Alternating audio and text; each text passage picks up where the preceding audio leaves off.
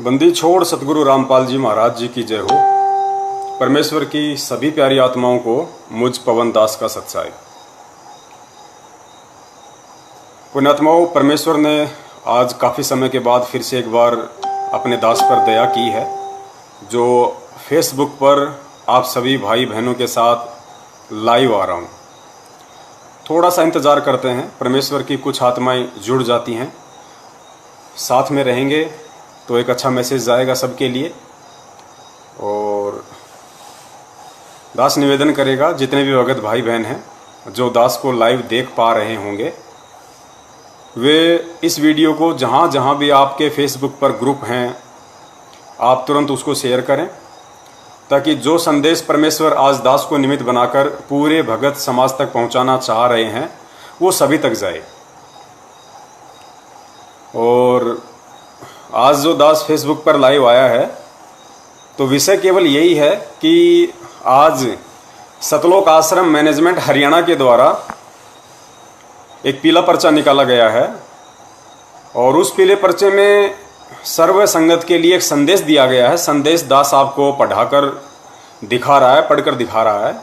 वैसे तो आप सभी तक पहुंच गया होगा, क्योंकि नेटवर्क बड़ा ज़बरदस्त है। ये वाला पीला पर्चा है संदेश, इसको पढ़कर दास बता देता है। दिनांक 30/8/2020 यानी 30 अगस्त 2020। संदेश है, परमेश्वर कबीर जी की सर्व साध संगत को निर्देश है कि भविष्य में दास रामपाल दास का जन्मदिन पर्व मनाना प्रारंभ करें। परमेश्वर कबीर जी ने अपना प्रकट दिवस कभी नहीं मनाया, हम अनुयायी मनाते हैं। इसी प्रकार दास ने अपना जन्म दिवस कभी नहीं मनाया, आप अनुयायी मनाएं। यदि संभव हो सके तो आने वाले 8 सितंबर 2020 को कबीर जी के प्रकट दिवस की तरह साधना चैनल को 8/9/2020 के लिए दिन में 9 से 12 तक सुबह बुक करा लें। आगे देखना कितनी जबरदस्त बात लिखी है। सर्व संगत अपनी इच्छा अनुसार पाठ, ज्योति या खुला पाठ, यानी जो 1 लाख रुपए का होता है, वह दान करें, कराएं। यह आपका त्योहार हुआ करेगा। जबरदस्त मैसेज सतलोक आश्रम मैनेजमेंट हरियाणा के द्वारा संगत के लिए आज पारित हुआ है, और यही हमारा विषय होगा पुण्यात्माओं आज इस लाइव चैट पर। और दास अपने सभी भगत भाई बहनों से हाथ जोड़कर प्रार्थना करेगा, निवेदन करेगा कि देखो, आप लोग परम पूज्य सतगुरु रामपाल जी महाराज जी के शिष्य हैं, और उस परमेश्वर के बच्चों की एक खासियत होती है। अब आप लोगों की तो पता नहीं है या नहीं है, लेकिन दास ये बता रहा है कि परमेश्वर का जो बच्चा होता है उसकी एक खासियत होती है कि वो हर किसी की बात को पहले ध्यान से सुनता है। पहले ध्यान से सुनेगा कि सामने वाला क्या कहना चाह रहा है, उसके बाद उसकी बात पे कुछ क्षण वो विचार करेगा, मंथन करेगा, और उसके बाद में उसे अपने सतगुरुदेव जी से, अपने परमेश्वर से जो तत्व ज्ञान प्राप्त है, उस आधार से फिर उस बात का निष्कर्ष निकालकर वो उसका रिप्लाई करेगा, जवाब देगा। ये तो लक्षण है तत्वदर्शी संत के बच्चों के। और भाई बाकी तो मुंह फाड़ के लोग कब क्या कुछ बोल जाते हैं ग्रुपों में, कमेंट्स में, कुछ मालूम ही नहीं पड़ रहा। यही निर्णय करने में बड़ा संकट महसूस हो रहा है कि ये सतगुरुदेव जी का शिष्य है या कोई जगत वाला आदमी है। धीरे धीरे भगत भाई जुड़ रहे हैं, परमेश्वर दया करें। दास उस टॉपिक पे आएगा, एक बार सभी भगत भाई आ जाएं। और जो भी भगत भाई हैं जिनके मन में कोई शंका हो किसी भी प्रकार की, पुण्यात्माओं, दास कोई ज्ञानी नहीं बन रहा अपने आप में, लेकिन उस परमेश्वर ने बना दिया, क्योंकि परमेश्वर के सत्संग में उनके मुख कमल से परमेश्वर ने यह कहा है कि वो परमात्मा इस पृथ्वी पे अपने बच्चों को ज्ञानी बनाने के लिए आता है, भक्ति का मास्टर बनाने के लिए आता है, ताकि भक्ति मार्ग में किसी भी पॉइंट पर, किसी भी नाके पर मेरा भगत मार ना खा जाए, धोखा ना खा जाए, क्योंकि ज्ञान ही अंततः उसका सहारा होगा। तो ज्ञान परमेश्वर ने छिक्कर दे दिया, ठोक कर दे दिया। अब इसके अलावा कुछ भी देना बाकी नहीं रह गया है एक गुरुमुखी भगत के लिए। तो एक बार जुड़ जाएं सभी भाई। और दास निवेदन करेगा एक बार फिर से कि जितना हो सके इस वीडियो को, क्योंकि ये बहुत ही अनमोल वीडियो है पुण्यात्माओं। देखो, परमेश्वर किसी न किसी को तो निमित्त बनाएगा ही बनाएगा संदेशा देने के लिए। और आप सबको पता है कि पिछले 5 साल से वो परमेश्वर दास को निमित्त बना के सतलोक आश्रम मैनेजमेंट हरियाणा के हर पीले पर्चे का, हर उनकी उन मनमानी हरकत का तत्व ज्ञान आधार से सबूतों के साथ में जवाब दिलवा रहे हैं। और उस आधार से बहुत सारी भगत आत्माएं जो भ्रमित थी, थोड़ी बहुत कुछ शंका में थी, या जो सच्चाई से अपरिचित थी, जिनको वास्तविक घटना का पता नहीं था, वो लोग संभले मतलब गुरुजी के ज्ञान को आधार बनाकर वो भक्ति करने लगे। सतलोक आश्रम मैनेजमेंट हरियाणा से उनके मनमाने आचरण से दूर होने लगे, जिस कारण से उनका भक्ति धन बचा। वरना कितने लोगों ने अपनी बनी बनाई भक्ति का सर्वनाश कर दिया, ये सर्वविदित है। दया परमेश्वर की काफी भाई जुड़ रहे हैं, धीरे धीरे जुड़ते रहेंगे। तो पुण्यात्माओं, दास निवेदन करेगा कि आज जो संदेश सतलोक आश्रम मैनेजमेंट हरियाणा की तरफ से आया है कि भाई गुरुजी का आदेश है, गुरुजी ने जेल से ये संदेशा दिया है कि अब सर्वसंगत मुझ रामपाल दास का जन्मदिन पर्व मनाएं। पुण्यात्मा, विचार करना इन बातों पे। ये कोई छोटे मोटे पॉइंट नहीं है, ये कोई छोटी मोटी बात नहीं है। देखो, हमें जैसे गुरुजी ने बताया ना कि बच्चा जब स्कूल में जाता है और बच्चे को अध्यापक के द्वारा जो सिलेबस पढ़ाया जाता है, उस सिलेबस का फिर वो अध्यापक उसका एग्जाम लेता है, उसका इम्तिहान लेता है कि इस बच्चे ने मेरे द्वारा पढ़ाए गए सिलेबस को कितनी गहराई से पढ़ा और समझा, उसका वो एग्जाम लेता है। हम सब ने परीक्षाएं दी हैं। तो पुण्यात्माओं, ठीक उसी पैटर्न पर सतगुरुदेव जी ने इस आध्यात्मिक ज्ञान को बताया। आज पूर्ण परमेश्वर कबीर साहिब जी के स्वरूप में सतगुरु रामपाल जी महाराज जी, जो 8 सितंबर 1951 के दिन भारतवर्ष की इस पवित्र भूमि पर प्रकट हैं, वो हमारे आध्यात्मिक टीचर हैं, गुरु हैं, शिक्षक हैं, अध्यापक हैं। और हम उनके शिष्य हैं, हम उनके विद्यार्थी हैं। और ये जो भक्ति मार्ग है, ये हमारी पाठशाला है। तो भाई, जहां पे गुरु और शिष्य का नाता जुड़ गया, चाहे वो सांसारिक तौर पे हो, चाहे आध्यात्मिक तौर पे हो, परीक्षा का होना लाजमी है, कंपलसरी है। तो परमेश्वर ने सन 1994 से सन 2014 यानी तकरीबन 24-25 वर्षों तक ठोक कर अपना अनमोल तत्व ज्ञान हम भक्तों को दिया है। ज्ञान रूपी खीर हमें छिक कर खिलाई है। तो भाई, जाहिर सी बात है, वो परमेश्वर परीक्षा तो लेगा ही लेगा।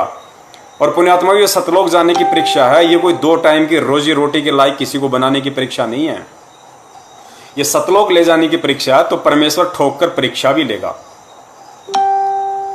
तो आज हम सब की परीक्षा चल रही है।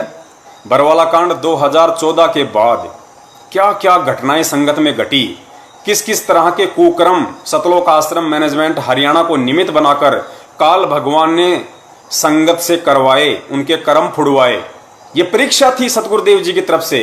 पुण्यात्माओं, सबसे पहले तो ये विचार कर लेना कि सतगुरु की भूमिका निभाता कौन है, सतगुरु की भूमिका करता कौन है। इस पूरी पृथ्वी में, इस अखल ब्रह्मांड में सतगुरु की भूमिका स्वयं पूर्ण परमेश्वर कबीर साहिब जी ही कर सकते हैं। आपको नॉर्मल सी लग रही होगी ये बात, क्योंकि आपको पता है कि ये बातें हमेशा सतगुरुदेव जी अपने सत्संगों में बताते हैं कि परमात्मा ही इस पृथ्वी पे आके अपना सत्संग करता है, परमात्मा ही एक तत्वदर्शी संत की भूमिका निभाता है, और अपने द्वारा रची गई सृष्टि को वो परमेश्वर कबीर साहब एक संत रूप में आकर स्वयं ही बताता है। अन्य कोई उस ज्ञान की छींट तक नहीं मार सकता यहाँ पे। तो ये बातें नॉर्मल सी लग रही होंगी आपको कि भाई ये तो जाहिर सी बात है, परमात्मा ही सतगुरु की भूमिका निभाता है, यानी सतगुरु ही परमात्मा होता है। लेकिन हम मान नहीं रहे अभी कि वास्तव में जो हमारा सतगुरु है वर्तमान में, वो कबीर साहिब ही है। हम केवल जुबान से बोल रहे हैं, हृदय से नहीं मान रहे। और जब तक जुबान से बोलते रहेंगे, हृदय से नहीं मानेंगे, वो परमेश्वर हृदय रूपी गुफा में नहीं बैठेगा। गुरुजी कहते हैं ना कि गुरु, जैसे हमें वाणी सुनाते हैं परमेश्वर कि गुरु भगता मम आत्म सोई, वाके हृदय रहूं समोई। परमेश्वर स्वयं गुरु की भूमिका करता है, फिर स्वयं में कह रहा है कि गुरु भगता मम आत्म सोई, यानी जो गुरु का भगत है वही मेरी असली आत्मा होगी, उसके हृदय में मैं सदा समाया रहूंगा। अब गुरु का भगत कौन होगा? गुरु का भक्त वो होगा जो गुरु को परमेश्वर मानेगा, क्योंकि मालिक की वाणी है कि गुरु मानुष कर जानते ते नर कहिए अंध, ओए दुखी संसार में आ गए यम के फंदे। तो आज जो पीला पर्चा आया है वो इसी बात का निर्णय करेगा कि 20 लाख के आसपास की जो संगत है, सबसे पहले तो दास क्लियर कर देता है, ये जितनी भी डींग मारे जाती हैं सतलोक आश्रम मैनेजमेंट हरियाणा के द्वारा कि हमारी 2 करोड़ की संगत है, 3 करोड़ की संगत है, बड़े बड़े कोऑर्डिनेटर, स्टेट कोऑर्डिनेटर, क्योंकि उनका तो जन्मजात धंधा रहा है झूठ बोलने का। कांग्रेस की रैलियों में, बीजेपी की रैलियों में, जेजेपी की रैलियों में इन्होंने बताया कि हम सर्व संत रामपाल जी महाराज के 3 करोड़ 20 लाख शिष्य ये कर देंगे, वो कर देंगे। पुण्यात्माओं, ये सत्य का मार्ग है। इस भक्ति मार्ग में हर जगह सत्य जुड़ा हुआ है। सत साहेब, सतगुरु, सतलोक, सत भक्ति, हर चीज में सत्य है। यहाँ पे अगर सत्य नहीं होगा तो आप सतगुरु के निकट भी नहीं है। तो जब सतगुरुदेव जी बरवाला कांड के बाद में जेल गए तो 14.5 से 15 लाख की संगत थी। लास्ट एंड फाइनली इनकी पुस्तकों में लिखा हुआ है, जो इन्होंने भारतीय न्यायालय के ऊपर उस समय जो पुस्तकें छापी थी, भ्रष्ट जज कुमारक पर न्यायालय की गिरती गरिमा, ये स्वयं इन सतलोक आश्रम मैनेजमेंट हरियाणा वालों ने न्यायालय की गिरती गरिमा पुस्तक के पेज नंबर 38 पे, या फिर बरवाला कांड की घटना की सच्चाई के पुस्तक पेज नंबर 38 पे आप लोग देख लेना, इन्होंने खुद लिखा हुआ है कि 14.5 लाख की संगत है वर्तमान में। अब उसके बाद में 5-7 लाख ने और नाम दीक्षा ले ली होगी इनके नामदान केंद्रों से, तो 20 लाख हम मान के चलते हैं, इससे ज्यादा संगत नहीं है। तो ये जो संदेश है कि सतगुरु कौन है, सतगुरु की भूमिका कौन कर सकता है, इसका निर्णय आज करना पड़ेगा। गुरुजी के जेल में रहते सहते करना पड़ेगा। पुण्यात्माओं, वो परमेश्वर हिसार की छोटी जेल में बैठ के हम मूर्खों की, हम अज्ञानियों की, इस काल के 21 ब्रह्मांड रूपी इस बड़ी जेल में बैठे हम कैदियों की तत्व ज्ञान आधार से परीक्षा ले रहा है कि मैंने इनको जो ज्ञान दिया है, मैंने इनको जो ज्ञान रूपी खीर खिलाई है, उसका कितना असर हुआ है इन आत्माओं पे। सतलोक कोई बाबा का घर नहीं है। गुरुजी ने बताया ना कि बरवाला का बस स्टैंड नहीं है, सतलोक की घूमते घूमते चला जाओगे, हमारे साइकिल के 2 पेडलर हो गया, आ गया सतलोक। सतलोक ऐसे नहीं मिलेगा। सतलोक के लिए तो बहुत कुर्बानियां देनी पड़ेंगी, बहुत कुछ सहन करना पड़ेगा, बहुत कुछ अपने आप को ढालना पड़ेगा। तो आज वही है, आज वही मौका है, और बार बार सतगुरु परीक्षा ले रहा है, बार बार सतगुरु परीक्षा ले रहा है। आज जो पीला पर्चा आया है वो भी परीक्षा है। देखो, सबसे पहली जो परीक्षा थी, सबसे पहली जो परीक्षा थी बरवाला कांड के बाद में, वो थी जाट आरक्षण की सबसे पहली परीक्षा। और हम जैसे कुत्तों को निमित्त बना के, हम जैसे कुछ सत्सेवकों को निमित्त बना के उस परमपिता परमेश्वर सतगुरु रामपाल जी महाराज जी ने सैकड़ों की संख्या में ऑडियो संगत तक पहुंचाई, वीडियो संगत तक पहुंचाई, पंपलेट संगत तक पहुंचाए कि भाई ये गुरुजी का आदेश नहीं है। अरे सतगुरुदेव जी सन 1994 से ये ज्ञान दे रहे हैं, सत्संग कर रहे हैं। क्या 1994 से लेकर सन 2014 इन 26 सालों में क्या कभी किसी जाति वालों ने आरक्षण के लिए आवाज नहीं उठाई? क्या कभी धरने, रैलियां, प्रदर्शन नहीं किए?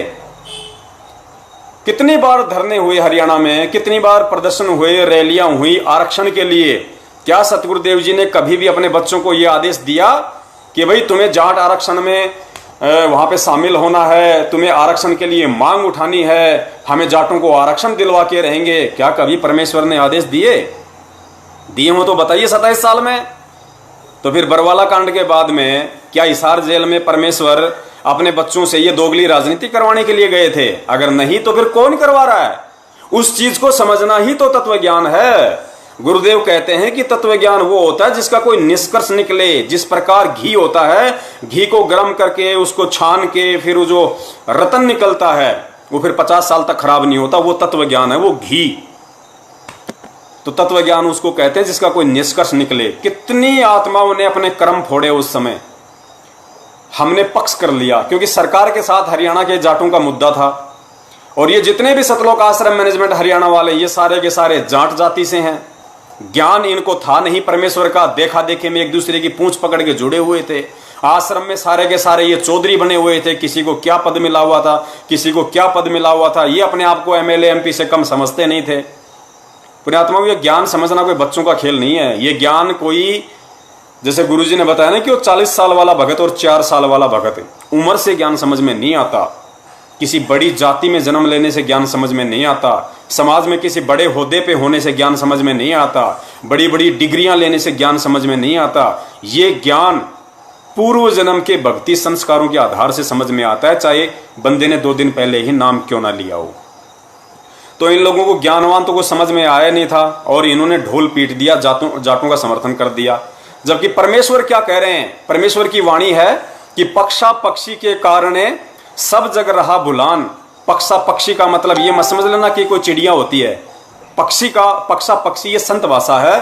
पक्षा पक्षी के कारण है, पक्षा पक्षी यानी पक्ष और विपक्ष, यानी पक्ष और विपक्ष के चक्कर में पूरा जग भूला बैठा है। तो परमेश्वर कहते हैं पक्षा पक्षी के कारण सब जग रहा भुलान और निष्पक्ष होकर हरि भजे सोहे संत सुजान।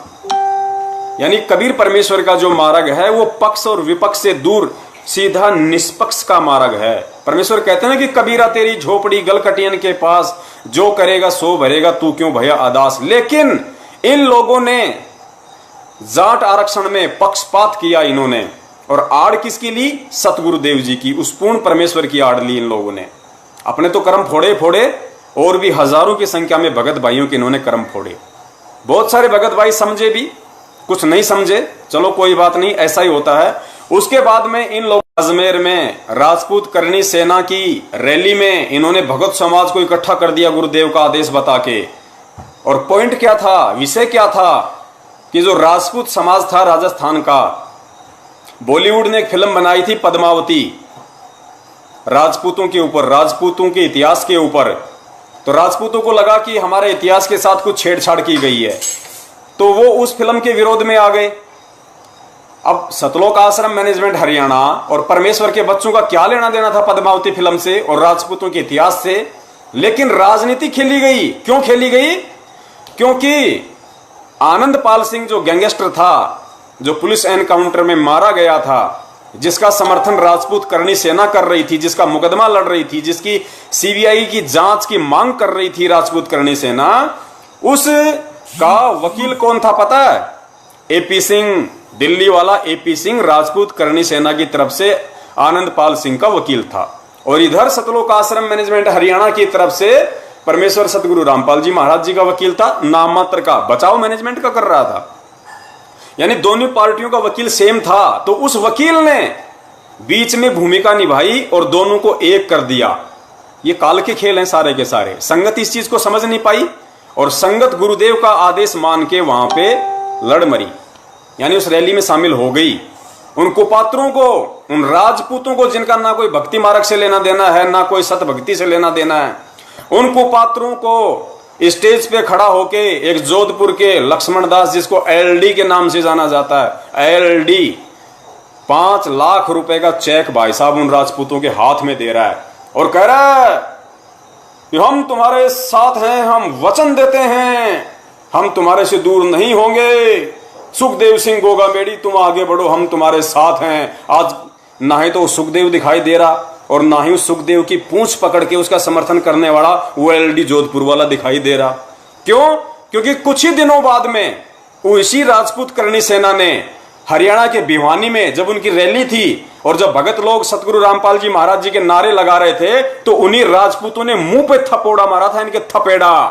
बोला यहां पे कोई रामपाल वामपाल का जयकारा नहीं लगेगा। सबको पता है, जो जो लोग उस रैली में थे सबको पता है। और कितने भगत इस बात से दुखी होके उस रैली से वहीं उठ के चले गए थे। खाली कुछ राजपूत दिखाई दे रहे थे वहां पे, 100-150, बाकी जितने भी 2-2.5 हजार भगत थे सब उठ के चले गए थे। थप्पड़ मारा उन्होंने, थप्पड़, कि यहां कोई रामपाल वामपाल का जयकारा नहीं लगेगा। ऐसे तुम लोगों के कर्म फोड़े जा रहे हैं, तुम लोगों को मूर्ख बनाया जा रहा है। 2 बार तुम लोग मूर्ख बने, 2 बार। पुण्यात्माओं, एक सूक्ष्म लड़ाई है काल भगवान और परमेश्वर के बीच में, सूक्ष्म लड़ाई है ये।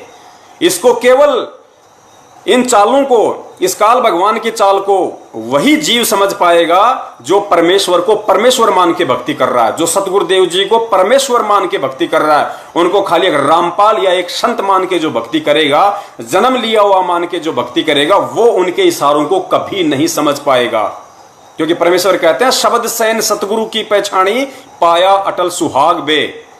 उस अटल सुहाग, उस सतलोक की प्राप्ति तभी होगी जब हम सतगुरु के इशारों को समझेंगे, उस समझ के आधार से हम भक्ति करेंगे। क्योंकि परमेश्वर का काल भगवान के साथ वचन है, पर काल भगवान ने कहा था कि परमेश्वर आप नीचे जाना, अपने बच्चों को ज्ञान देना, लेकिन जबरदस्ती ना करना, आप केवल अपना विधान बताना। जो आपके विधान को माने वो आपका, जो आपके विधान को ना माने वो मेरा। परमेश्वर आप जबरदस्ती ना करना। तो भाई सतगुरु तो वचन का पक्का है। वो सतलोक आश्रम मैनेजमेंट हरियाणा या आप और हमारे जैसे 2 कौड़ी के जीवों की तरह मंदबुद्धि नहीं है। वो उसको भूल नहीं पड़ती है कि वो भूल जाएगा अपना वचन। परमेश्वर ज्ञान ही दे रहा है, 27 साल से जबरदस्ती नहीं कर रहा। उसके बाद में 2 बार तो सतलोक आश्रम मैनेजमेंट को निमित्त बना के इस काल भगवान ने संगत को ठगा। तीसरी बार कब ठगा? सारनाम के नाम पे। पुण्यात्माओं, सारनाम। परमेश्वर यहां पे गिल्ली डंडा खेलने नहीं आता, सारनाम देने के लिए ही आता है। और सारनाम कब दिया जाता है ये परमेश्वर ने सत्संगों में असंख्य बार बता रखा है। कितने भक्तों को परमेश्वर ने हम जैसे कुत्तों को निमित्त बना के 2-2 घंटे की वीडियो बनवाए, एक एक पॉइंट को क्लियर करवाया कि भाई सारनाम कोई बच्चों का खेल नहीं है। उस सारनाम के लिए ही तो परमेश्वर यहां आता है। और सारनाम कौन दे देगा उस परमेश्वर के बिना? अगर सारे काम मैनेजमेंट वाले कर रहे हैं तो फिर गुरुजी की आवश्यकता क्या है? फिर ये संगत खड़ी होकर सतलोक आश्रम मैनेजमेंट हरियाणा से सवाल क्यों नहीं करती कि भाई तुम क्यों इतनी जोर जबरदस्ती कर रहे हो? क्यों वकीलों की जमानत के नाम पे, गुरुजी के मुकदमों के नाम पे हम संगत वालों से भीख मांग रहे हो हाथ फैला के कि गुरुजी की जमानत करवानी है, वकीलों को पैसा देना है, यहां खर्चा हो रहा है, वहां खर्चा हो रहा है। क्यों भीख मांग रहे हो फिर तुम? ये ड्रामा कोई नहीं समझ पाया इन लोगों का। इन्होंने जमानत के नाम पे भक्तों को लूटा, खूब कसोटा इन लोगों ने। और परमेश्वर ने दिया कि हम जैसे कुत्तों को निमित्त बना के इतना सब कुछ संगत में संदेशा दिलाया कि भाई तुम क्यों पैसा मांग रहे हो? एक बात बताओ, तुम लोगों ने ऐसा नाटक कर दिया इस संगत में, ऐसा पाखंड खड़ा कर दिया कि किसी को गुरुजी की आवश्यकता ही नहीं है। किसी को आवश्यकता ही नहीं रही गुरुजी की। अरे गुरु की आवश्यकता होती किस लिए? सबसे पहले गुरु की आवश्यकता होती है ज्ञान देने के लिए। तो ज्ञान तो तुम छपा छपा के पुस्तकें मिलावट कर करके सबको दे रहे हो। तो ज्ञान देने के लिए गुरु की आवश्यकता नहीं है। फिर गुरु की आवश्यकता किस लिए पड़ती है? नाम दीक्षा के लिए, नाम देने के लिए। तो भाई तुम लोगों ने उसी गुरु की आड़ में ये जगह जगह जो राशन की तरह दुकानें खोल दी 250-300 फर्जी नामदान के अंदर। तो गुरु की आवश्यकता नहीं है नाम के लिए। फिर गुरु की आवश्यकता किस लिए पड़ती है? कि नाम खंड हो जाए, कोई मर्यादा खंडित हो जाए, तो दोबारा से उस नाम से जुड़ने के लिए तुम लोगों ने जगह जगह फर्जी नामदान के अंदर खोल ही रखे हैं और वहां पे नामदान शुद्ध करवाया ही जा रहा है। तो फिर नाम शुद्ध करने के लिए भी गुरु जी की कोई आवश्यकता नहीं है। फिर गुरु की आवश्यकता पड़ती है शंका समाधान के लिए, कोई बात समझ में ना आए तो भाई शंका समाधान के लिए भी तुमने सतलोक आश्रम मैनेजमेंट हरियाणा के पीले पर्चों पे 8855 नंबर दे रखे हैं कि कोई भी शंका हो तो इन नंबरों पे फोन करो। तो शंका समाधान के लिए भी गुरुदेव की आवश्यकता नहीं है। फिर गुरु की आवश्यकता पड़ती है दान देने के लिए, ताकि हमारे सुक्रम बने। अब दान भी तुम ही लोग ले रहे हो, ज्योति का पैसा, पाठ का पैसा, खुला पैसा, जो भी मर्जी जो भी लिया करता है गुरु। तो दान के लिए भी गुरु की आवश्यकता नहीं है। फिर गुरु की आवश्यकता किस लिए होती है? सत्संग करने के लिए। अब सत्संग तुमने टीवी चैनलों पे चला ही दिए हैं भाई साहब, तो सत्संग के लिए भी गुरु की आवश्यकता नहीं है। फिर गुरु की आवश्यकता होती है आशीर्वाद के लिए। तो आशीर्वाद भी तुम लोग साधना टीवी चैनल पे दिलवाए रहे हो बाद में सत्संग के, तो आशीर्वाद के लिए भी गुरुदेव की कोई आवश्यकता नहीं है। तो मैं ये पूछना चाहता हूं इस भगत समाज से, इस भोले भगत समाज से, पुण्यात्माओं कुछ तो विचार करो तुम। मैं ये पूछता हूं तुम्हें गुरु की आवश्यकता कहां है? फिर गुरु की आवश्यकता पड़ती है सतनाम के लिए, तो सतनाम भी दिया जा रहा है। फिर गुरु की आवश्यकता पड़ती है सारनाम के लिए, तो सारनाम भी सतलोक आश्रम मैनेजमेंट हरियाणा के द्वारा रोहतक में दे दिया गया हजारों को। और फिर आवश्यकता पड़ती है सार शब्द के लिए, तो भाई सार शब्द के भी फार्म भरवा लिए उसी समय। तो मैं ये पूछता हूं भोले भगत समाज से कि तुम्हें सतगुरु रामपाल जी महाराज जी की आवश्यकता कहां है? तुम्हें कोई आवश्यकता नहीं है सतगुरु रामपाल जी महाराज जी की। तो तीसरे नंबर पे सारनाम के नाम पे इस काल भगवान ने सतलोक आश्रम मैनेजमेंट हरियाणा को अपने दूतों को निमित्त बनाकर संगत को ठगा। और कितने हजारों की संख्या में भगत लोग ठगे गए नकली सारनाम, फर्जी सारनाम के चक्कर में। हजारों लोग ठगे गए, परमेश्वर से दूर हो गए। वो यही परीक्षा होती है भाई, परमेश्वर की सूक्ष्म रूप में यही परीक्षा होती है कि देखें इन आत्माओं को मेरी आवश्यकता है या नहीं है, इनको ये ज्ञान समझ में आया या नहीं आया है। सार नाम कितने लोगों ने लिया, सब परमेश्वर से दूर हो गए। भले तुम आरती कर रहे हो, मंत्र कर रहे हो, सत्संग सुन रहे हो, लेकिन तुम मर्यादाओं से दूर हो, जितने भी सारनामी हो चुके हैं बरवाला कांड के बाद में। और उसके बाद में और ठगा फिर संगत को। आज जो पीला पर्चा आया है, ये चौथी स्टेज है, चौथी स्टेज संगत के ठगे जाने की चौथी स्टेज, और सबसे बड़ी स्टेज है ये। 8 सितंबर के दिन पुण्यात्माओं कान खोल के सुन लेना, 8 सितंबर 2020 के दिन यदि इस पीले पर्चे को सत्य मान के, जिसमें यह लिखा हुआ है कि मुझ रामपाल दास का जन्मदिन पर्व मनाना शुरू करें, यदि इस पीले पर्चे को सतगुरु रामपाल जी महाराज जी का आदेश मानकर जिस पुण्यात्मा ने 8 सितंबर के दिन उनका जन्मदिन मना लिया या सोच भी ली उनका जन्मदिन मनाने की, पुण्यात्माओं वो जड़ से परमेश्वर से दूर हैं, जड़ से। क्योंकि परमेश्वर कहते हैं गुरु मानुष कर जानते ते नर कहिए अंधे, ओवे दुखी संसार में आ गए यम के फंदे। जन्मदिन उसका मनाया जाता है जिसका जन्म होता है, और जन्म जीव का होता है, पीव का जन्म नहीं होता। पीव हमेशा प्रकट होता है, जन्मदिन जीव का मनाया जाता है। तुम्हें जो ये अपनी चरम दृष्टि से दिखाई दे रहा है ना कि इंद्रो माई के गर्भ से 8 सितंबर 1951 को संत रामपाल जी महाराज जी का जन्म हुआ है, ये चरम दृष्टि है। हम आध्यात्मिक जीवन में जी रहे हैं, और आध्यात्मिक जीवन में परमेश्वर के तत्व ज्ञान को आधार बना के हमें तत्व ज्ञान वाली दिव्य दृष्टि से देखना पड़ेगा। पुण्यात्माओं, सतगुरु क्या होता है? सतगुरु शब्द क्या संत रामपाल जी महाराज ने कभी कहा कि मैं सतगुरु नहीं हूं? कितनी बार कहा उन्होंने कि इस दास के अलावा, अपनी तरफ इशारा करके, अपने छाती की तरफ उंगली करके, बार बार यूं टप्पे मार मार के उन्होंने कहा कि इस दास के अलावा इस पूरी सृष्टि में पुण्यात्माओं कोई सतगुरु नहीं है। और सूक्ष्म वेद क्या कहता है कि सतगुरु की भूमिका स्वयं पूर्ण परमेश्वर कबीर साहिब ही निभा सकता है, अन्यथा उसके लोक का ज्ञान, उस सृष्टि रचना की सही सही से जानकारी देने में कोई भी समर्थ नहीं है।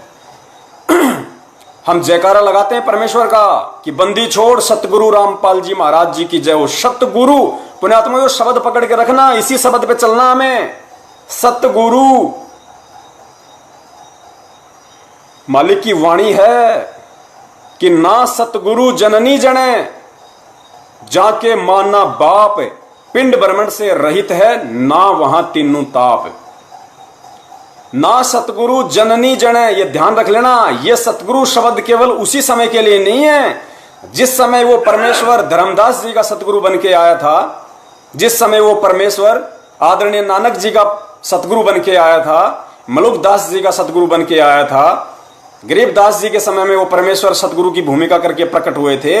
ये सतगुरु शब्द केवल उन्हीं आत्माओं के लिए नहीं है, ये सतगुरु शब्द हम सब के लिए है, हम आत्माओं के लिए है। उस समय जो घटनाएं घटी थी 650 साल पहले या उसके बाद में, परमेश्वर ने भिन्न भिन्न रूपों में प्रकट होकर जो भी एग्जाम्पल बनाए हैं, जो घटनाएं घटित की हैं, वो केवल इस पिछली पीढ़ी के आप और हम जीवों को सबक सिखाने के लिए, हम सब जीवों को ये सद्बुद्धि देने के लिए कि सतगुरु क्या होता है और सतगुरु के साथ में कैसा व्यवहार किया जाता है। तो परमेश्वर कहते हैं ना सतगुरु जननी जने, और जाके माना बाप। ना सतगुरु जननी जने, यानी सतगुरु कभी भी मां से जन्म नहीं ले सकता।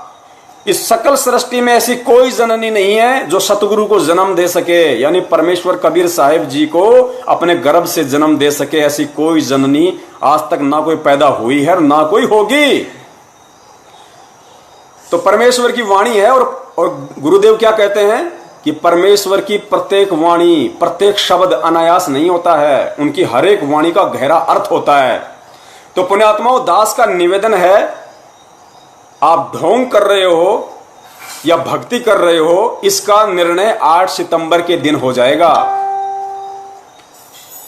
अगर आप संत रामपाल जी महाराज जी को सतगुरु भी कहते हो और 8 सितंबर के दिन उनका जन्मदिन मनाते हो, तो पुण्यात्माओं धिक्कार है आप पर। आप तत्व ज्ञान लेने के बाद में इस पृथ्वी लोक की सबसे निकृष्ट और घटिया आत्माएं हैं, जो उस परमेश्वर की संगत में रहने के बाद भी सेक तकी की तरह सुधर नहीं पाए, उन्हें समझ नहीं पाए आप।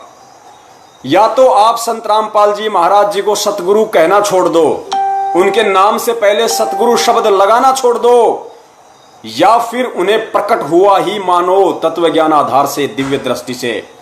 क्योंकि परमेश्वर की वाणी कह रही है, ये पवन दास नहीं कह रहा, कोई सत्सेवक नहीं कह रहा, ये परमेश्वर की वाणी कह रही है कि ना सतगुरु जननी जने और जाके माना बाप। तो भाई 8 सितंबर 1951 के दिन किसका जन्म हुआ है? अरे परमेश्वर तो अपने आप को छुपा के ही आता है भाई। यहां पे कितनी बार कहा परमात्मा ने, कितनी बार कहा कि जब धर्मदास जी व्याकुल हो गए, चिंतित हो गए कि हे परमेश्वर, आज इस समय ये जीव कितने निकृष्ट हो चुके हैं, परमेश्वर आज आपकी कोई दो बातें सुनने को तैयार नहीं है। मुझ नीच ने भी आपसे कितनी बार वाद विवाद किया, तर्क कुतर्क किया।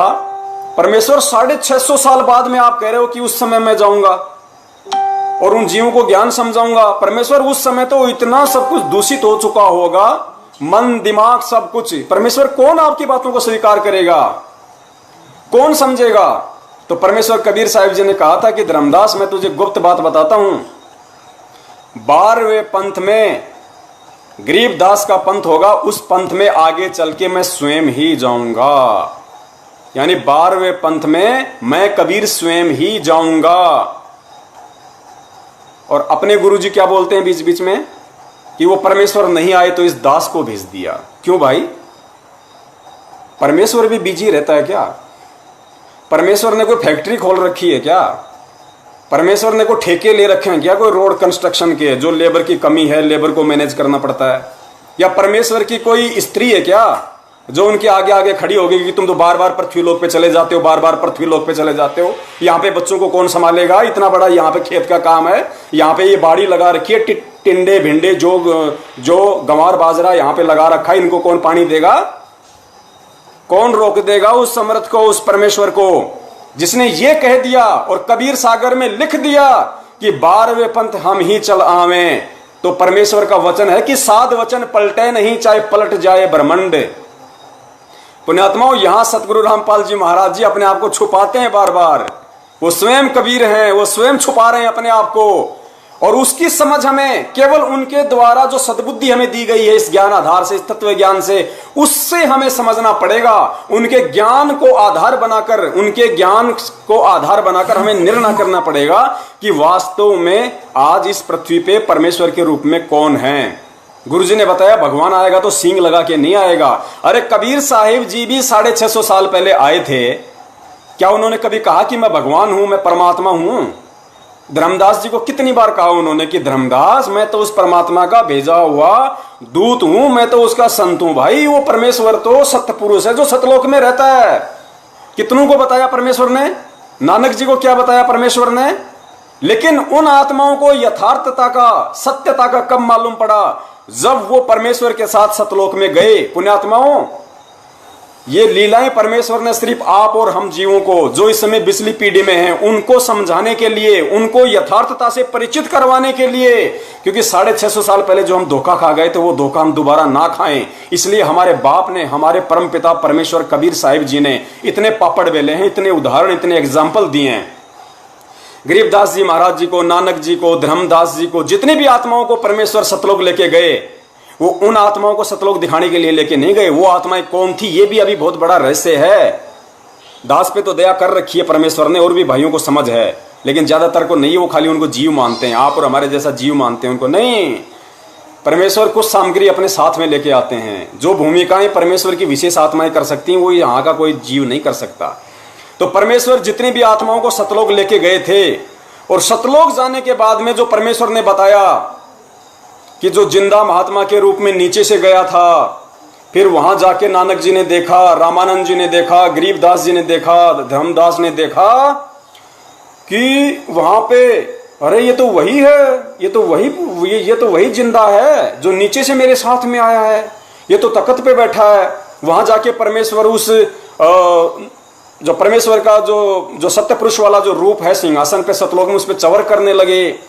तो उन आत्माओं ने सोचा कि ये कबीर तो इनका कोई नौकर है, असली परमात्मा असली सत्य पुरुष तो ये है जो बैठा हुआ है। इतने में ही अब वो जो सत्य पुरुष वाला रूप था, जो नूरी शरीर था परमात्मा का तेज पुंज का, वो उठा और जो नीचे से महात्मा जी थे सतगुरु रूप में जो उनके थे, वो वहां बैठे और वो सत्य पुरुष जो उनको तेज पुंज का लग रहा था वो पंखा करने लगा। और थोड़ी देर बाद में देखते ही देखते वो सत्य पुरुष उस जिंदा महात्मा के शरीर में समा गया, अकेला जिंदा रह गया जो नीचे से गया था। तब उन आत्माओं की आंखें खुली, ओ हो, ये तो स्वयं साक्षात परमात्मा है।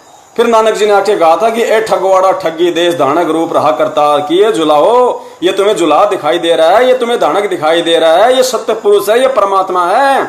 तो परमेश्वर ने कहा कि भाई चिल्लाने से काम नहीं चलेगा, तेरी कोई नहीं सुनेगा ऐसे, यहाँ पे पुण्यात्मा अपनी जाके भक्ति करो। तो पुण्यात्मा वो एग्जाम्पल आज सतगुरु रामपाल जी महाराज जी हमें क्यों बताते हैं, और क्यों उस समय परमेश्वर कबीर साहिब जी ने वो एग्जाम्पल कोड किए, वो उदाहरण प्रस्तुत किए, सिर्फ और सिर्फ इस कलयुग की बिचली पीढ़ी वाली आप और हम आत्माओं को ये दर्शाने के लिए, ये विश्वास दिलाने के लिए कि सतगुरु के रूप में स्वयं वो परमेश्वर ही यहां आता है। अन्य कोई ये नाम देने का अधिकारी नहीं है, अन्य कोई उस सतलोक का ज्ञान बताने के लायक नहीं है, समर्थ नहीं है, सक्षम नहीं है। आज परमेश्वर क्यों नहीं जा के दिखा रहे लोगों को सतलोक? क्यों? क्योंकि ये ज्ञान आधार से ये समय चुना था परमात्मा ने, चमत्कार से नहीं चुना। 650 साल पहले लाखों चमत्कार किए थे, एक भी पार नहीं हुआ। इसलिए आज परमेश्वर ने समय निर्धारित किया, पिछली पीढ़ी का शिक्षित किया, अपना अनमोल तत्व ज्ञान दिया कि हम चमत्कार से नहीं, हम उस परमेश्वर को जो सतगुरु रामपाल जी महाराज जी के रूप में स्वयं पृथ्वी पर प्रकट है, हम उनको उनके तत्व ज्ञान को आधार बना के समझें कि आज इस पृथ्वी पे कौन है। और आज ये पीला पर्चा आपकी चौथी परीक्षा है, चौथी परीक्षा। काल भगवान ने इन सतलोक आश्रम मैनेजमेंट वालों को, पुण्यात्माओं, दास पहले भी जिक्र कर चुका है, क्योंकि बहुत सारी पुण्य आत्माएं जो इस दास से जो नफरत करते हैं, इस एक भगत से जो नफरत करते हैं, ईर्ष्या करते हैं, राग द्वेष पाले बैठे हैं, गुरुद्रोही का बार बार जो कमेंट्स करते हैं। देखो, मुझे इन चीजों से कोई फर्क नहीं पड़ता, क्योंकि मैं यदि अपने परमेश्वर की नजरों में ठीक हूं तो मैनेजमेंट या सतलोक आश्रम या ओबामा मोदी खोदी कोई कुछ भी करे, मुझे उन चीजों से कोई फर्क नहीं पड़ता। मैं परमेश्वर की नजरों में सोना रहना चाहता हूं, परमेश्वर की नजरों में मैं हीरा रहना चाहता हूं। दुनिया की नजरों में मैं क्या हूं, उस चीज से मुझे कोई फर्क नहीं पड़ता। मैं पहले भी कह चुका हूं कि मेरा सतलोक आश्रम मैनेजमेंट हरियाणा से किसी प्रकार का कोई गिला शिकवा नहीं है, कोई राग द्वेष नहीं है। मैंने पहले भी कहा था, अगर सतगुरुदेव जी कह देंगे कि बेटा ये महेंद्र दास है, ये कल लेटरिंग करेगा, इसके लेटरिंग को तू शहद लगा के चाटना, मैं 4 बार चाटूंगा पुण्यात्माओं। क्यों? क्योंकि मैं महेंद्र जी से राग द्वेष पाल के नहीं बात कर रहा। मैं परमेश्वर के ज्ञान को आधार बना के कि पक्षा पक्षी के कारण सब जग रहा बुलान, निरपक्ष होके हरि बजय सोए संत सुजान। मैं उस पक्षा पक्षी, पक्ष और विपक्ष वाली भूमिका से दूर होके निष्पक्ष वाले मार्ग पे चलते हुए केवल अपने सतगुरुदेव जी के ज्ञान को आधार बना के स्वयं भी चलने की कोशिश करता हूं और अपने अन्य भाई बहनों को भी सत्यता बताने की कोशिश कर रहा हूं, अपना शिष्य धर्म निभाते हुए। क्योंकि सतगुरु के पद चिन्हों पे चलना है मुझे, दुनिया के पद चिन्हों पे नहीं, अपने सतगुरु के पद चिन्हों पे चलना है। क्योंकि परमेश्वर कहते हैं, कीट न जाने भृंग को गुरु कर ले आप समान। तो परमेश्वर ये अनमोल ज्ञान देके अपने जैसा यदि हमें बनाना चाह रहे हैं तो हम बनने की कोशिश क्यों नहीं करते? हम क्यों उन्हीं लोगों के तलवे चाटना ज्यादा पसंद करते हैं जो परमेश्वर के विरुद्ध हैं? अरे आप सबको पता है, सतलोक आश्रम मैनेजमेंट हरियाणा का मुखिया महेंद्र, जो आज भगोड़े की भूमिका में है, देशद्रोह की धारा जिस पे 428 नंबर मुकदमा है, जो पुलिस से छुपता हुआ फिर रहा है, उस बंदे ने पूरी दुनिया के सामने 16 तारीख को ये इंटरव्यू दिया था। वहां पे जब मीडिया ने पूछा कि आप पुलिस को अंदर क्यों नहीं जाने दे रहे, यदि संत रामपाल जी महाराज जी होंगे तो उनसे पूछताछ कर लेंगे, जो भी अरेस्ट करना होगा कोर्ट के आदेश हैं, और नहीं होंगे संत रामपाल जी महाराज अंदर तो पुलिस वापस आ जाएगी। ये भक्तों को क्यों मोहरा बना रहे हो तुम यहाँ पे? क्यों इनके हाथों में डंडे फंडे अंडे देख के यहाँ बैठा रखा है? इनको बेचारों को, इन भोले भाले भक्तों को क्यों मूर्ख बना रखा है? तो संत रामपाल जी महाराज जी का यंगर ब्रदर, छोटा भाई, जो अन्य भक्तों की नजरों में ब्रह्मा जी से कम नहीं, महेंद्र, उन्होंने क्या जवाब दिया पता है? कि संत रामपाल जी महाराज जी तो आश्रम में है ही नहीं, हमने उनको स्वास्थ्य इलाज के लिए परसों ही बाहर हॉस्पिटल में शिफ्ट कर दिया। ये झूठ किसने बोली भाई? ये भगत के लक्षण है क्या? अरे वो भगत जो ये कहता है कि मुझे सत शब्द मिला हुआ है, मुझे सार शब्द मिला हुआ है, और जो संत रामपाल जी महाराज जी का भाई, जिसको समझ के लोग उसको ब्रह्मा जी की तरह पूजते हैं, अज्ञानता में, मूर्खता में, उसने सारी दुनिया के सामने झूठ बोला। वहां पे उसी दिन परमेश्वर से दूर तो पहले से था, वो दूर तो पहले से था। ये तो परमेश्वर ने आप और हम जैसे भोले भक्तों को, जो अनजाने में हम उनको देवी देवताओं से कम नहीं समझते थे, आश्रम में यदि संत रामपाल जी महाराज जी की बेटी दिखाई दे जाए, अरे भगत जी, हाँ वो देखो कौन जा रही भाई? अरे वो मंजू, जानता नहीं कौन मंजू भाई? अरे गुरुजी की बेटी, हाँ गुरुजी की बेटी, ओहो बहन जी सच साहिब। भगत जी इसको जानते हो? कौन? महेंद्र कौन?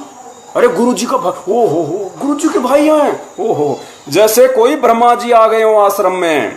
पुण्यात्माओं, इस परमेश्वर के अलावा, सतगुरु रामपाल जी महाराज जी के अलावा इस पृथ्वी पे सब के सब 2 कौड़ी के जीव हैं, 2 कौड़ी के जीव। और वो 2 कौड़ी वाले जीव की औकात उन लोगों ने बरवाला कांड में दिखा दी। इन लोगों ने दिखा दी। ये शुरू से ही गुरु को परमेश्वर नहीं मानते, ये शुरू से ही उनको एक सामान्य संत मानते थे।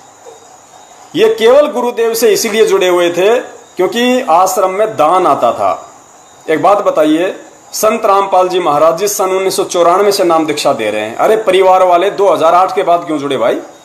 2006 में गुरुदेव करोथाकांड में जेल गए, 2008 में आए, लास्ट में 21 महीने रखे, उसके बाद ही क्यों जुड़े? ये सारे बेटा बेटी सब। उससे पहले सन 1994 से 2008 यानी 18-20 साल में इनको संत रामपाल जी महाराज जी के अंदर परमात्मा दिखाई नहीं दे रहा था। जब 2008 के बाद में परमेश्वर आए, संगत बढ़ी, दान आने लगा, तो इनको उनमें भगवान नजर आने लगा और सब आ गए आश्रम में, सब चिपक गए उन पे। परमेश्वर कहते हैं जैसे चंदन सर्प लिपटाई, तन भया शीतल पर विष नहीं जाई। अरे वो परमेश्वर तो चंदन का पेड़ था और ये लोग थे सांप। ये जैसे चंदन के पेड़ के सांप लिपट जाता है, गुरुदेव कहते हैं ऐसा ठंडक महसूस करता है, ऐसा रहता है न्यूट्रल, निष्क्रिय। देखने वाला देखे यार इसका तो सारा जहर ही मर चुका है इसका तो। और जैसे गुरुदेव कहते हैं उसको थोड़ा सा टच कर दो, यूं यूं उठा के खड़ा हो जाएगा। तो इन लोगों की स्थिति वो थी। परमेश्वर ने कितनी बार अपने सत्संगों में बगुले और हंस का उदाहरण देके इन लोगों के ऊपर इंडिकेशन किया, सतलोक आश्रम मैनेजमेंट वालों पे, अपने बच्चों के ऊपर इंडिकेशन किया। दास ने इतनी वीडियो बनाई है इन लोगों के ऊपर। एक वीडियो में स्पष्ट गुरुजी ने कह रखा है कि इस दास के शरीर के 4 बेटा बेटी थे। क्या बोले? 4 बेटा बेटी थे। ये नहीं कहा है, 4 बेटा बेटी थे। 2008 का सत्संग है, ये सुना होगा आप लोगों ने। और फिर गुरुदेव ने कहा कि मुझे अच्छे से पता था उनके व्यवहार का, उनके आचरण का, कि वो मेरी कैसी क्या सेवा करते। उनके व्यवहार से मैं अच्छे से परिचित था। लेकिन आज ये मेरे लाखों बेटा बेटी हो गए। एक से पानी मांगता हूं 10 गिलास लाते हैं, ऐसे सोचते हैं अपने गुरुदेव को हाथों पे रखें, पलकों पे रखें अपने पिताजी को। तो परमेश्वर ने कितने संकेत दे दिए हमें। पुण्यात्माओं, इस भक्ति में परिवारवाद नहीं चलता, इस भक्ति में वंशवाद नहीं चल सकता। कबीर सागर पढ़ाना आप लोगों ने, गुरुदेव ने पढ़ाया ना सुख संवेद। क्या लिखा हुआ है कि इस भक्ति मार्ग में बिंद वाले हमेशा रोड़ा ही बन के पैदा होते हैं, हमेशा रोड़ा बन के रहेंगे। इस मार्ग को डुबोने की कोशिश करते हैं बिंद वाले, बिंद यानी जो उनके परिवार से हैं। और ये भक्ति मार्ग हमेशा नाद पुत्रों से चलता है। नाद यानी वचन के पुत्रों से, जो सतगुरुदेव जी के शिष्य हो जाते हैं, जो ज्ञान को समझ के, वो उनके वचन के बेटा बेटी हैं, नाद के बेटा बेटी हैं। तो ये आज आपकी चौथी परीक्षा है, चौथी परीक्षा। और इस चौथी परीक्षा में 8 तारीख को ही पता चल जाएगा। देखो, दास 100% कह सकता है, अपनी अंतरात्मा से कह सकता है। जिन जिन आत्माओं ने आज ये पीला पर्चा पढ़ा होगा, हजारों की संख्या में, लाखों की संख्या में, 2% को छोड़ के, पुण्यात्माओं ध्यान देना, 100 में से 2% को छोड़ के 98% आत्माओं की अंदर से आवाज आ रही है कि ये आदेश गुरुदेव का नहीं है। पहली बात तो हमारे परमेश्वर स्वयं कबीर साहब है, और कबीर साहब चाहे किसी भी रूप में हो, वो प्रकट ही होते हैं, प्रकट ही होते हैं। कभी जन्म लेगा ही नहीं, जो जन्म लेगा वो परमात्मा होता ही नहीं है। अरे गुरुदेव ने कितनी बार बताया कि आदरणीय गरीबदास जी महाराज जी थे, वो चरम दृष्टि से कैसे आए थे, लोगों को कैसे दिखाई दिया? रानी माता के पेट से आए थे। उनको गर्भ भी था 9 महीने का, दाई ने खींच के बाहर भी निकाला था, सब सिस्टम था। लेकिन वो चरम दृष्टि से उन्हें गरीबदास दिखाई दे रहा था। परमेश्वर तो सूक्ष्म रूप से प्रकट हो जाते हैं, वो कौन आत्मा है क्या है। परमेश्वर तो लाखों असंख्यों करोड़ों शरीर बना दें ऐसे, 1 दिन के, 2 दिन के, 2 घंटे के, 10 दिन के, 20 दिन के, परमेश्वर तो लाखों शरीर बना दें।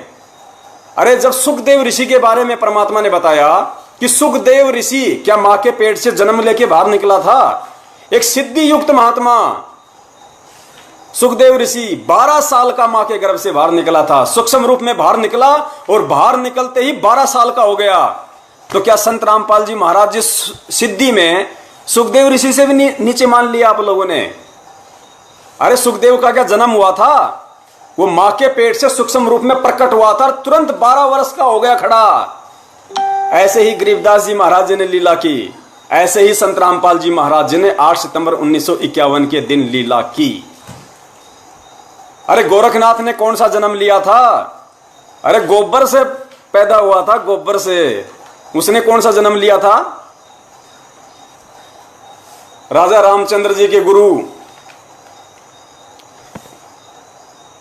और जो वाल्मीकि जी थे, सॉरी शायद उनका वाल्मीकि जी नाम था, दास को जहां तक ध्यान आ रहा है, उन्होंने क्या किया था?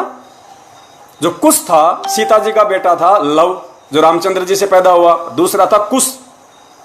कुश को किसने बनाया था? आश्रम में महर्षि जी ने बनाया था, वाल्मीकि जी ने। किससे बनाया? कुश, कुश यानी घास, घास के तिनके से। उसने कौन सा जन्म लिया था भाई? जब ये छोटे मोटे महात्मा इस तरह के चमत्कार कर देते हैं तो वो परमेश्वर क्या नहीं कर सकता? जिनकी सिद्धि से पूरी दुनिया चल रही है, जिनके शक्ति से ब्रह्मा विष्णु महेश के पास में 8 सिद्धि 9 निधि, सारी जो जितनी भी कलाओं के भगवान है, 1000 कला काल भगवान को किसने दी? 1000 कलाओं का भगवान है काल भगवान, ज्योति निरंजन, उसको 1000 कला किसने दी? परमेश्वर कबीर साहिब जी ने। अक्षर पुरुष को 10,000 कला किसने दी? परमेश्वर कबीर साहिब जी ने। ब्रह्मा विष्णु महेश को किसने दी कलाएं? दुर्गा को किसने दी कलाएं? देव देवताओं को पावर किसने दी? उस परमेश्वर ने। अरे वो अनंत कलाओं का भगवान जरूरी है क्या वो मां के पेट से जन्म लेके आएगा? पुण्यात्माओं, समर्थ इसी का नाम होता है, समर्थ कुछ भी कर सकता है। तो दास का निवेदन है, 8 सितंबर का दिन वो फाइनल दिन होगा इस सर्व साध संगत का। अरे हम जैसे नीचों को तो उस परमेश्वर ने पिछले साल से ही सद्बुद्धि दे दी थी। पिछले साल सबको पता है, सबको पता है कि इस सकल पृथ्वी पे 8 सितंबर 2019 को यदि सबसे पहले किसी ने परमेश्वर का प्रगट दिवस मनाया था तो वो केवल सत्सेवक थे। सत्सेवकों ने ही परमेश्वर का प्रगट दिवस मनाया था। और अब की बार इतना बड़ा, मालिक की दया से इतना बड़ा प्रचार हुआ, इतनी संगत में इतना प्रचार हुआ कि अंत में मैनेजमेंट को हार माननी पड़ी, मैनेजमेंट को घुटने टेकने पड़े। मैनेजमेंट को अच्छे से पता था कि आज नहीं तो कल ये संगत सतगुरु प्रगट दिवस मनाएगी ही मनाएगी। अगली साल कबीर प्रगट दिवस मनाने वाले कुछ ही बचेंगे। संगत प्रगट दिवस मनाएगी मनाएगी, सतगुरु प्रगट दिवस मनाएगी ही मनाएगी। तो इन्होंने आज ये मौके का फायदा उठाया, मौके पे चौका मारा इन लोगों ने गुरु की आड़ में, क्योंकि काल अपने सारे काम गुरु की आदेश की आड़ में ही करता है। तो आज इन लोगों ने मौके पे चौका मारा कि भाई देखो संगत ने मनाना तो है ही है, और कहीं ऐसा ना हो जाए कि अगली बार कोई कबीर प्रगट दिवस बचाने के लायक भी ना बचे, कोई रहे ना कोई हमारे साथ में। तो इन्होंने नया ड्रामा रख दिया, एक आदेश। पुण्यात्मा उनकी बुद्धि भ्रष्ट है। परमेश्वर ने एक सत्संग में कहा कि गुरुद्रोही की पेड़ पे जय पग आवे वीर, 84 निश्चय पड़े सतगुरु कहें कबीर। फिर गुरुदेव ने बताया कि जो गुरुद्रोही होता है वो कंस और रावण से भी खतरनाक होता है। तो पुण्यात्माओं, ये गुरुद्रोही की जो भूमिका है ये सन 2014 से पहले और 2014 के बाद तो फुल फॉर्म में निभा रहे हैं ये लोग, सतलोक आश्रम मैनेजमेंट हरियाणा वाले। गुरुद्रोही क्या होता है? गुरुद्रोही की परिभाषा का नहीं पता इस संगत को। फिर कहते हैं कि हमने संत रामपाल जी महाराज जी से तत्व ज्ञान ले रखा है, दुनिया को ज्ञान गंगा बांटते हैं। अरे पहले खुद तो ज्ञान समझ लो कि ज्ञान क्या होता है, तत्व ज्ञान क्या होता है, गुरुद्रोही क्या होता है पता तुम्हें? परमेश्वर ने गुरुद्रोही की परिभाषा बताई कि गुरुद्रोही गुरुद्रोही सब कोई कहे पर कोई न जाने खोज, और गुरु से बैर ईर्ष्या करे। गुरुद्रोही कहावे सोई, जो गुरु जी की निंदा चुगली करता है, गुरु जी से वैर करता है, ईर्ष्या करता है, जो गुरु जी का विरोध करता है वो गुरुद्रोही होता है। और इस तत्व ज्ञान आधार से एक परिभाषा और समझ लो गुरुद्रोही की, गुरुद्रोही केवल वो ही नहीं होता जो गुरु जी की निंदा चुगली करता है, गुरु जी से वैर करता है। वो भी सबसे बड़ा गुरुद्रोही होता है जिसके कुकर्मों की वजह से दुनिया उसके गुरु की निंदा करे, चुगली करे, उसके गुरु से राग द्वेष और ईर्ष्या करे, उसके गुरु को गुंडा और भुंडा कहे। वो सबसे बड़ा गुरुद्रोही होता है। और ये सर्वविदित है कि सतलोक आश्रम मैनेजमेंट हरियाणा की मैनेजमेंट के कुकर्मों के चलते, इनकी गलत हरकतों के चलते, इनकी मनमानियों के चलते बरवाला कांड हुआ है।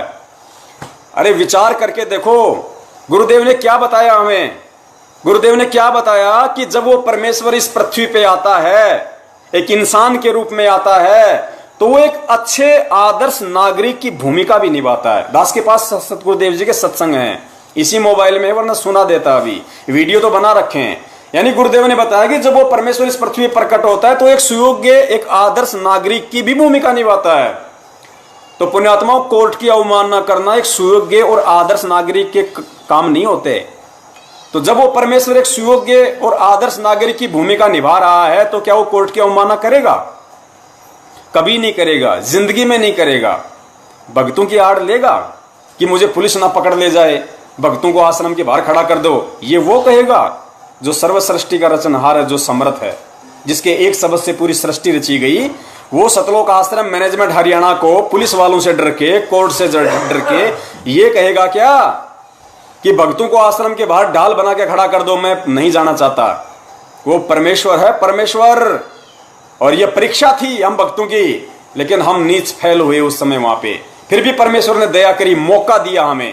क्योंकि कहते ना कि जीवन में 2 मौके और 1 बाल पे 2 छक्के नसीब वालों को मिलते हैं। एक बाल जब नो बॉल हो जाती है,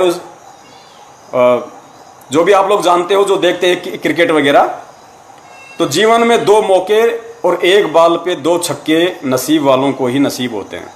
और ये नसीब परमेश्वर ने हम जैसे नीचों को दिया, लेकिन फिर भी हम मार खाते जा रहे हैं, इतना ज्ञान देने के बाद भी।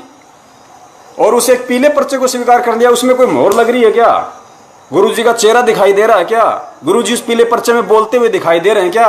अरे कोई भी ऐरा गहरा नथु कह रहा अपने मोबाइल से, आजकल तो कंप्यूटर से 2 शब्द टाइप करके लिख देगा, वो का ऐसा कैसा मान लोगे? गुरु जी का आदेश है, तुम इसलिए मान रहे हो कि उस पीले पर्चे से तुम्हें कोई आपत्ति नहीं है, तुम्हारे ऊपर कोई आपत्ति नहीं आ रही, कोई परेशानी नहीं आ रही, इसलिए तुम उस पीले पर्चे को गुरु जी का आदेश मान रहे हो। और उसी पीले पर्चे में यदि कल को यह लिखा हुआ आ गया कि सतगुरुदेव जी की जय, दिनांक 30/9/2020 सर्व संगत को सूचित किया जाता है, मुझ रामपाल दास का आदेश। बीच में फोन आ जाते हैं, डिस्कनेक्ट हो जाता है, दास थोड़ा सा बोल नहीं पाता।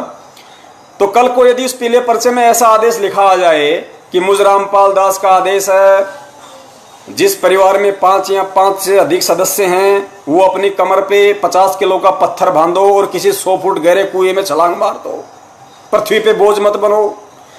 आप में से एक भी तत्व ज्ञानी जो आज ज्ञानी बन रहे हैं अपने आप में, एक भी कूद के दिखा देना मेरे को उस कुएं के अंदर, एक भी, फिर तुम्हारी बुद्धि के एंटीना खड़े हो जाएंगे, एंटीना खड़े हो जाएंगे उस समय कि भाई ये कैसा आदेश है?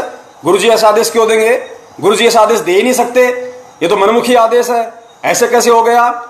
अरे तो गुरुजी ने जाट आरक्षण का आदेश कैसे दे दिया, ये भी तो विचार करो। वो परमपिता परमेश्वर, जिसके जाट भी बच्चे, जिसकी सरकार भी उसका बच्चा, वो कैसे आदेश दे देगा? बरवाला कांड में पुलिस वालों को पत्थर मारने का आदेश अपने भक्तों को कैसे दे देगा? क्या सामने पुलिस वाले उस परमेश्वर के बच्चे नहीं है? अरे जिस परमेश्वर ने अपने बच्चों को इतनी मेहनत करके 27 साल से लोगों की गालियां खा के, लोगों से गुंडा और बुंडा कहलवाकर, लोगों की गालियां खा खाकर ये तत्व ज्ञान का प्रचार किया, हम जैसे निकम्मों को, जिन हाथों से हम कुकर्म किया करते थे, जिन हाथों से हम कुकर्म किया करते थे, उन हाथों में परमेश्वर ने ज्ञान देके सुमरनी पकड़नी सिखाई, मंत्र कार्ड पकड़ना सिखाया, दान धर्म करना सिखाया। क्या वही परमेश्वर बरवाला कांड में अपने बच्चों को काले कपड़े पहना के, गुंडा और मवाली बना के, उन्हीं पत्थरों में, उन्हीं हाथों में पत्थर देके, उन मंत्र कार्ड और माला पकड़ने वाले हाथों में पत्थर देके, पेट्रोल बम देके, लठ देके, बंदूकें देके पुलिस वालों के सामने खड़ा करेगा कि मेरा आदेश है, जाके लड़ो? सुना आप में से किसी ने भी सुना क्या बरवाला कांड में संत रामपाल जी की, महाराज जी के मुख से ये कहते हुए कि मेरा आदेश है, तुम काले कपड़े पहनो, तुम गुंडे मवाली बन जाओ, मेरा नाम दुनिया में बदनाम करो, पुलिस वालों को मारो, मर जाओ, मैं कोर्ट में नहीं जाऊंगा? सुना किसी महाज्ञानी ने? तुम किन लोगों के पीछे लग रहे हो? आज 70% संगत, 30% पे तो परमेश्वर ने दया कर रखी है। वो मैनेजमेंट के पीछे नहीं है, सुनते सबकी हैं, करते परमेश्वर के ज्ञान आधार से हैं। 70% संगत काल के पीछे चल रही है, काल के पीछे। अरे तभी तो दुर्घटनाएं हो रही हैं। महाराष्ट्र से जो 13 भगत थे, 2 बसें भर के आई थी। सबने देखा होगा राजस्थान के नागौर में सुबह 4 बजे सड़क पे सांड आ गया था, सांड। और सांड के से वो बस टकराने से वो पेड़ में जा घुसी और वहां पे 13 भक्तों की मौत हुई, 13 भक्तों की। और कितनी दर्दनाक मौत हुई है। मीडिया ने बताया कि 2-3 के तो धड़ से शीश अलग हो गए थे, किसी का हाथ अलग हो गया, किसी का पैर अलग हो गया। ये दर्दनाक मौत संत रामपाल जी महाराज जी के भक्तों की नहीं हो सकती। ये क्यों हुई? क्योंकि वो परमेश्वर की मर्यादाओं से दूर थे। अरे वो तो हिसार जा रहे थे ना गुरु दर्शनों के लिए। तो जो गुरु दर्शनों के लिए जा रहा है तो भगत जाएगा। तो भाई फिर उसके साथ ऐसा हादसा क्यों हुआ? क्यों? क्योंकि वो काल के पीछे चल रहे थे। और बाकी लोगों के साथ अभी यदि ऐसा हादसा नहीं हुआ है और वो अपने आप को गुरु भगत समझ रहे हैं तो बहुत बड़ी भूल है। क्योंकि परमेश्वर कहते हैं कि राम किसी को मारे नहीं, और मारे तो हत्यारा राम, अपने आप ही मर जाओगे तुम कर कर खोटे काम। पुण्यात्माओं, परमेश्वर कभी किसी को नहीं मारता। कंस को भी परमेश्वर ने जबरदस्ती नहीं मारा, रावण को भी परमेश्वर ने जबरदस्ती नहीं मारा। कितने मौके मिले, शिशुपाल को कितने मौके मिले, कितनी उसने गलतियां की, कितनी बार उसको चेतावनी दी गई, कितनी बार। लेकिन जब अति हो गई, अति का मतलब उनकी जो भक्ति कमाई थी, जो उनके पुण्य थे, जो उन्होंने कभी परमेश्वर की शरण में रह के सत भक्ति करके कमाए थे, जब उनके वो गलतियां कर करके पाखंड कर करके, मनवस काम कर करके, राजनीतियां कर करके, जब उनके वो पुण्य खत्म हो गए और पाप का घड़ा भर गया, तो हिरणाकुश जैसों की छाती फाड़ी फिर परमेश्वर ने। हिरणाकुश जैसों की छाती फाड़ी फिर परमेश्वर ने। तो यही हाल, क्योंकि उन आत्माओं का जो 13 लोग मरे थे, मैनेजमेंट ने तो कह दिया सतलोक चले गए। अरे नालायकों, इस तरीके से कोई सतलोक जाता है क्या? ऐसी दुर्गति से मौत होकर यदि सतलोक मिलेगा तो कोई लेना पसंद नहीं करेगा। तुम मूर्ख तो मान जाओगे इस बात को, लेकिन वो बच्चे नहीं मानेंगे परमेश्वर के, जो अब मिनी सतलोक में बीज रूप में बैठे हुए हैं। और परमेश्वर की वो आत्माएं जो जगत में एक से एक धुरंधर हैं ज्ञान में। जिस दिन उनका भक्ति से जुड़ने का संस्कार आ जाएगा, उन पुण्यात्माओं के विचार देखना तुम, जिनको तुम जगत वाले कहते हो, जिनको तुम मूर्ख कहते हो, उन आत्माओं के विचार देखना, उनका आचार विचार देखना। और तुम भक्तों के आचार विचार देखो, जो कोई 10 साल से जुड़ा हुआ है, कोई 15 साल से जुड़ा हुआ है, कोई 20 साल से जुड़ा हुआ है। तुम संत रामपाल जी महाराज जी के वर्तमान की संगत में से कुछ भगत ऐसे, उनके आचरण देखो, जगत से भी गए गुजरे, गुरु के नाम पे डराना धमकाना। अरे ये सारनामी लोग, देशराज जैसे, और ये हरियाणा का रोहतक वाला वो बसंत सैनी, और भी ये जितने लोग थे, इस जयपुर में आके अपने आप को सारनामी कहते हैं। वो शर्म आनी चाहिए नालायकों को। वही कहते हैं कि गुरु जी का आदेश है कि पवन दास को टपका दो। इन्होंने संगत में फैलाया कि गुरु जी का आदेश है, पवन दास को टपका दो, पुण्य मिलेगा, पुण्य। और दास को जान से मारने के लिए लोग जयपुर में आए, सबको पता आप लोगों को। दास को जानवरों की तरह इन्होंने होकियों से मारा, रोड़ों से मारा वहां पे, लेकिन बचाया उस परमेश्वर ने अपनी आत्मा को, बचाया। बाल बाका नहीं कर सके, बाल भी बाका नहीं कर सके। मध्य प्रदेश में इस दास के साथ में विष्णु साहू ने, लठबाज ने क्या असर किया था, सर पे कितनी उसने मारे लठ, आप लोगों ने वीडियो देखे होंगे। परमेश्वर ने बाल बाका नहीं किया, और उन आत्माओं की दुर्गति से मौत हुई है। मध्य प्रदेश में जो ये कह रहा था कि लाओ मैं तलवार निकाल के लाता हूं, 6 महीने तो हॉस्पिटल में रहा, उसके बाद में दुर्गति से मौत हुई उसकी। और उसकी ऑडियो दास के पास में, उसने खुद कहा कि हम तो महेंद्र के चक्रों में आ गए थे, हमें तो महेंद्र ने कहा था कि उसको टपका दो। पुण्यात्माओं, भक्ति को समझना हमें। मेरा किसी से कोई राग द्वेष, कोई ईर्ष्या नहीं है। दास निवेदन केवल इतना करता है कि थोड़ी देर के लिए इस पवन दास को भूल जाओ, सतलोक आश्रम मैनेजमेंट हरियाणा वालों को भूल जाओ, राग द्वेष और ईर्ष्या को भूल जाओ। केवल उस परमपिता परमेश्वर के ज्ञान को थोड़ा सा आधार बना लो कि परमेश्वर हमारे लिए क्यों पापड़ बेल रहे हैं, क्या परमेश्वर हमें समझाना चाह रहे हैं और क्या हम नहीं समझना चाह रहे, बस उस चीज को। पुण्यात्माओं, एक आत्मा के 2 पति नहीं हो सकते। गुरुजी कहते हैं ना कि वो भक्ति व्यभिचारिणी भक्ति होती है जो एक के अलावा दूसरे पे आश्रित होते हैं। जैसे सोमवार को शंकर जी मना लिया, मंगलवार को हनुमान जी मना लिया, बुधवार को गणेश जी मना लिया, बृहस्पतिवार को कोई और मना लिया, शुक्रवार को माता मना ली, शनिवार को शनि देव त्यार खड़े ही हैं, संडे को भैरू जी मना लिए। तो वो व्यभिचारिणी भक्ति है जो एक पति को छोड़ के 20 को अपना जो है कसम बनाती है। तो पुण्यात्मा, गुरुदेव ने बताया कि आत्मा और परमात्मा सिर्फ 2, आत्मा आत्मा कौन? हम जीव। और परमात्मा कौन? परमेश्वर, जो सतगुरु की भूमिका में है। तो आत्मा और परमात्मा, पुण्यात्मा, आत्मा का एक ही पति होता है, एक ही परमात्मा है। अब आप लोग बताइएगा, अब आप लोग यदि 8 सितंबर को तो संत रामपाल जी महाराज जी का जन्मदिन मनाते हो और जून के महीने में कबीर जी का प्रगट दिवस मना रहे हो, तो आपके तो दो पति हैं, आपके तो दो दो खसम है, दो दो खसम। आप तो व्यभिचारिणी भक्ति में आ गए। 100 वर्ष सतगुरु की पूजा, एक दिन आन उपासी, वो अपराधी आत्मा फिर पड़े काल की फांसी। तुम्हारी हालत तो इस 70% संगत की हालत तो जो सतलोक आश्रम मैनेजमेंट हरियाणा के पीछे निपट अंधी होके भेड़ चाल में पूंछ पकड़ के देखा देखी में एक दूसरे के पीछे चल रही है, उनकी हालत तो उस बूढ़ी माई जैसी है जिसका जिक्र एक बार गुरुदेव ने सत्संग में किया था। गुरुदेव सत्संग कर रहे थे, एक राधा स्वामी से जुड़ी हुई थी, वो आई बैठी, सत्संग सुना, सारा काम किया। गुरुजी ने बोला माई समझ में आया? बोले भाई समझ में आया। बोले माई नाम ले ले? बोले माई नाम ले ले? बोले भाई ना, नाम ना लूं मैं। बोले क्यों? बोले मैंने नाम ले रखा है। बोले माई, बोले वो पूरे नहीं है, वो अधूरे हैं। तो माई ने कहा कि मैंने 6 डेढ़ा का नाम ले रखा, कोई तो पूरा पावेगा। मैंने 6 डेढ़ा का नाम ले रखा, कोई तो पूरा पावेगा। तो भाई तुम्हारे तो दो पति हो गए, एक तो संत रामपाल जी महाराज जी हो गए तुम्हारे पति, जिन्होंने तुम्हें नाम दीक्षा दी, जिनका तुम 8 तारीख को जन्मदिन मना रहे हो जीव समझ के, क्योंकि जीव जन्म केवल जीव का होता है और जीव होता है मानुष। और परमेश्वर कहते हैं गुरु मानुष कर जानते ते नर कहिए अंध, ओवे दुखी संसार में फिर आ गए यम के फंद। तो एक तुम्हारा पति हो गया संत रामपाल जी महाराज, और दूसरा तुम्हारा पति हर जून के महीने में हो जाता है, कबीर प्रगट दिवस तुम मनाते हो 650 साल वाली फोटो का। तो तुम्हारे दो पति हो गए, और दो पति व्यभिचारिणी भक्ति में आते हैं, इस परमेश्वर की सत भक्ति में नहीं आती।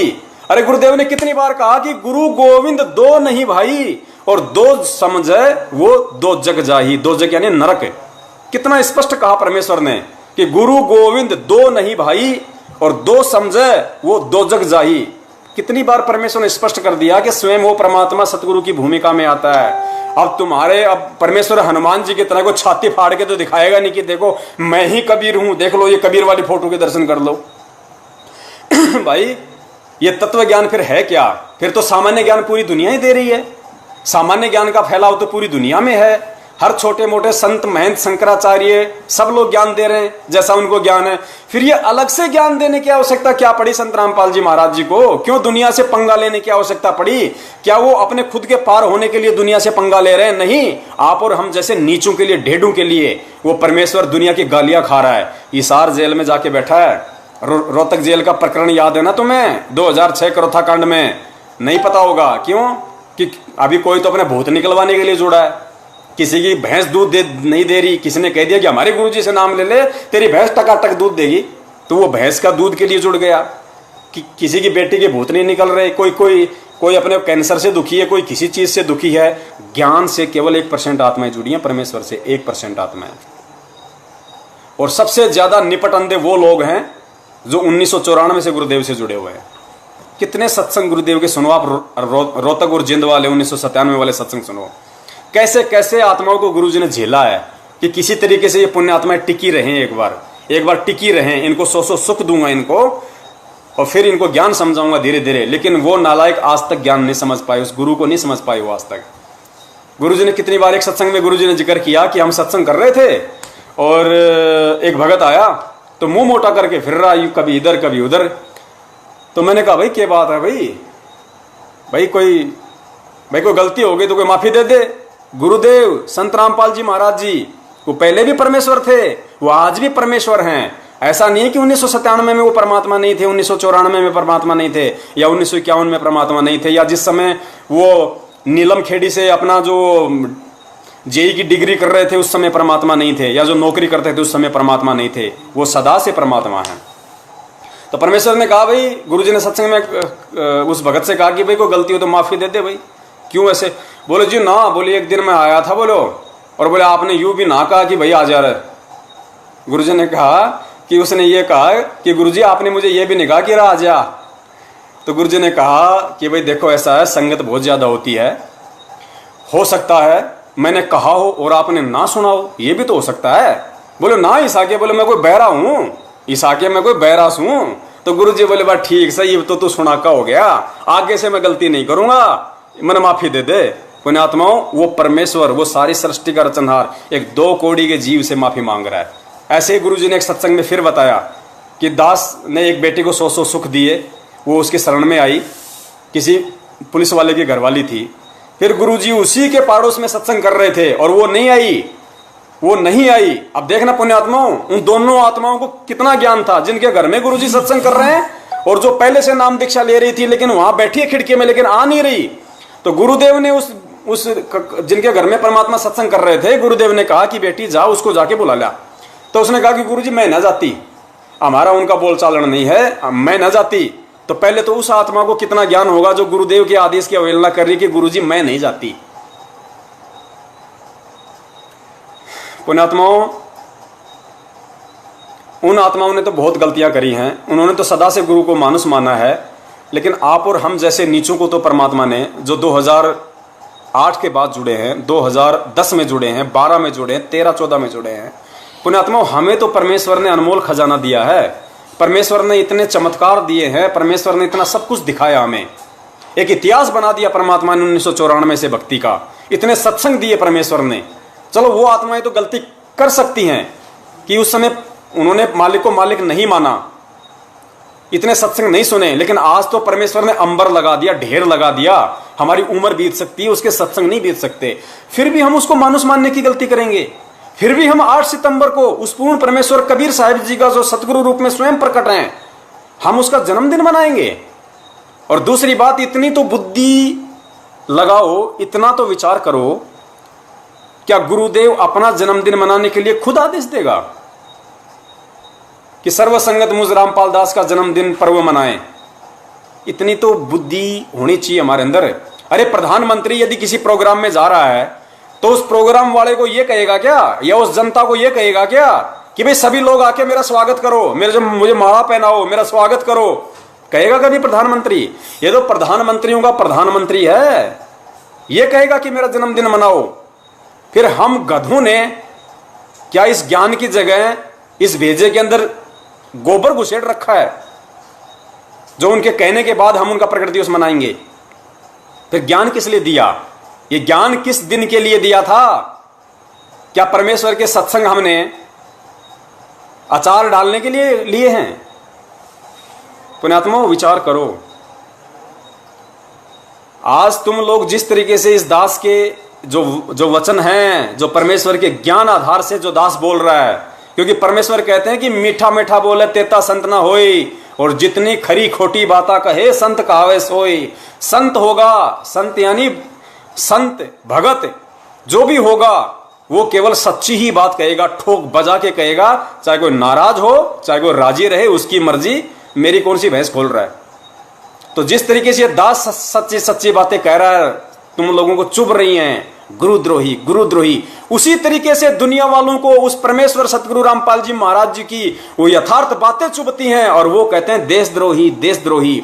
और जिस तरीके से तुम लोग इस दास को गुरुद्रोही समझ रहे हो, नहीं पहचान पा रहे हो, इस ज्ञान को आधार बना के चमचागिरी में तुम्हारी आंखें फूट चुकी है, तुम गुरुद्रोही गुरुद्रोही कहते हो, सच्चाई से परिचित ना होने के कारण, 2 मिनट ढंग से विचार ना करने के कारण।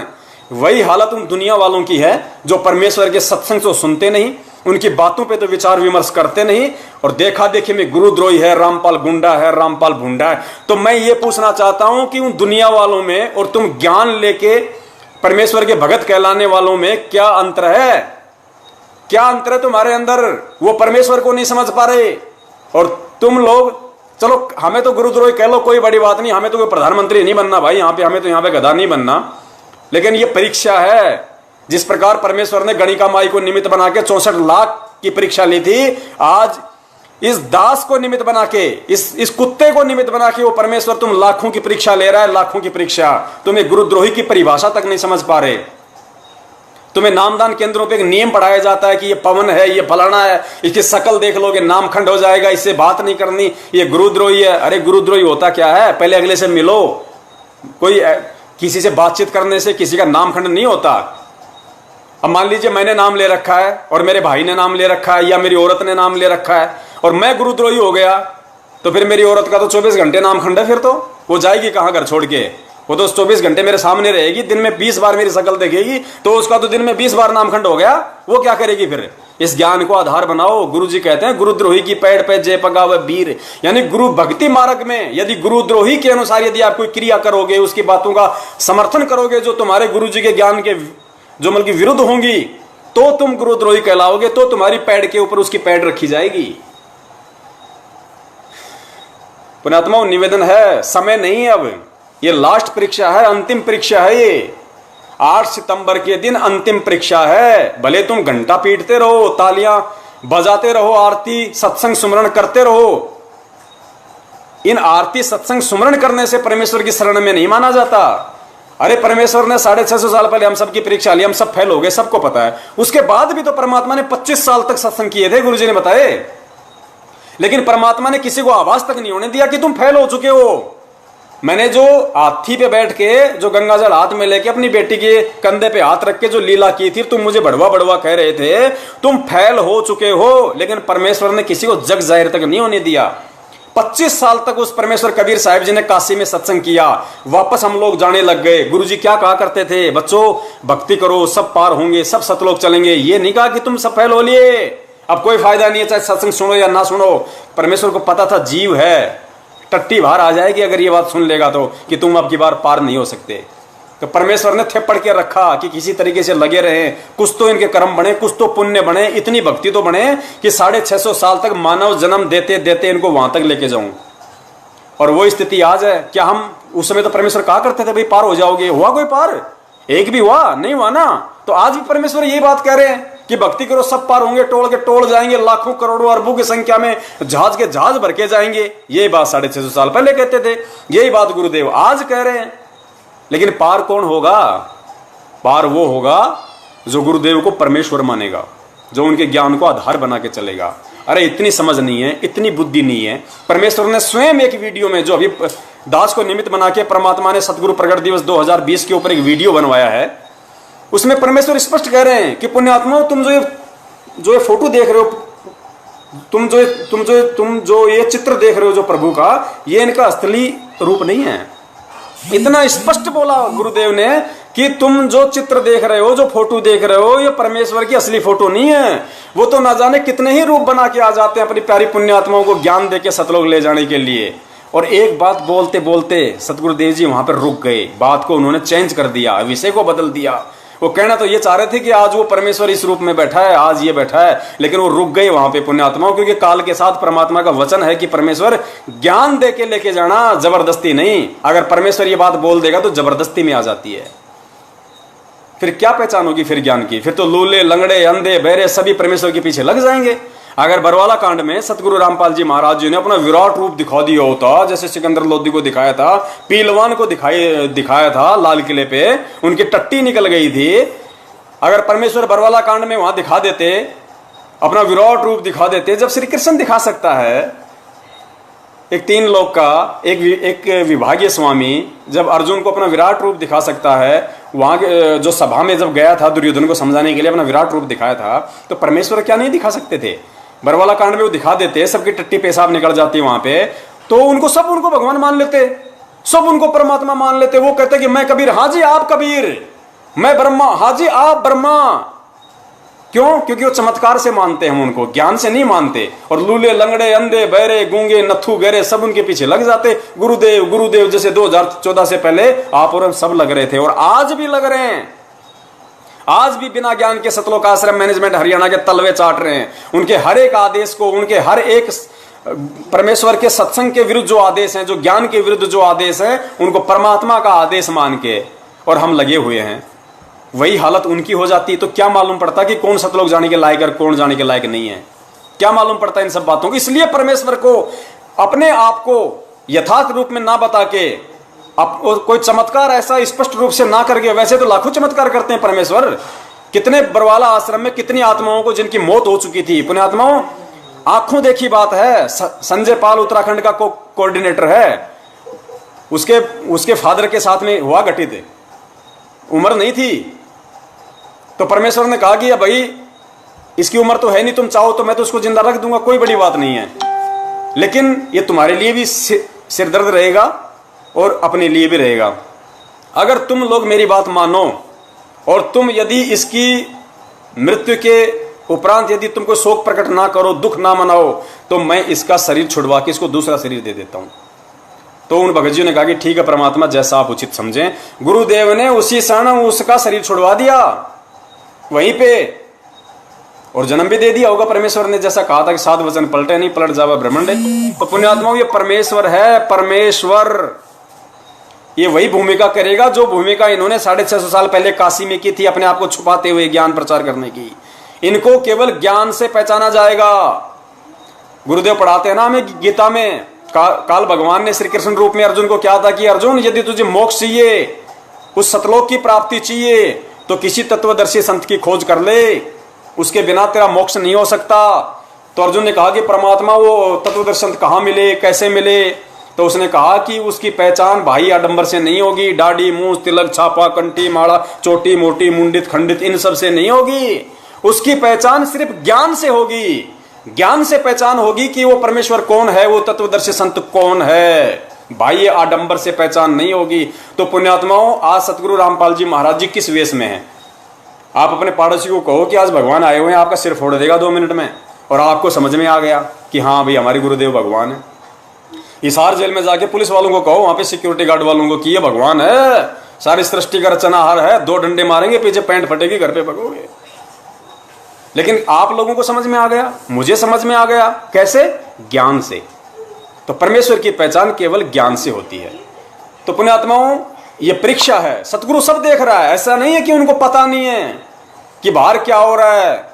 बच्चा नहीं है, बच्चा वो कौन जेल में बैठा है? ये तो आप और हमारी भ्रमणा है कि जेल में बैठा हुआ है।